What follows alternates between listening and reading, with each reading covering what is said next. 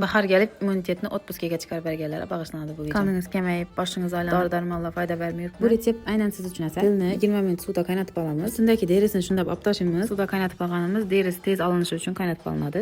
Keyin shundab kubik shaklida doğrab olamiz. Xohishlaringizga ko'ra piyoz, bolgarskiy burch solishlaringiz mumkin. Men piyozni soldim. Doğrab olgan massamizga tuz, kenza, zira soldim. Bankaga taxlab chiqamiz. Massamizni piyoz solamiz. Videoda ko'rsatilgani etib solib chiqasiz. Yarim kasa suv solasizlar. Bo'lsa sariyog' ham qo'shib bersangiz mazza bo'ladi. Keyin 6 soat davomida past olovda qaynatib qo'yasizlar. Strokan ichine sochiqmi, plantisan bir narsa qo'ymasangizlar, banka taqirlab sinishi mumkin. Shuning uchun past olovda suv bilan qo'yib qaynatib olasizlar 6 soat keyin tayyor. Dim mazali tam bo'ladi. Tushunkadim bo'ladi. Albatta tayyorlab ko'ringlar. Sizlarning ichki retseptlardan dastlabini kommentariya yozib ketinglar. Sizlar bilan Xorazmga bo'ldi. Nechik mazzami?